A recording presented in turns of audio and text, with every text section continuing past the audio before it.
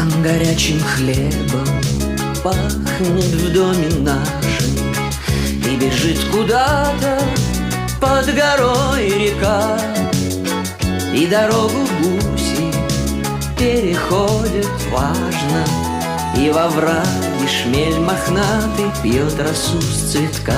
Сам себя считаю городским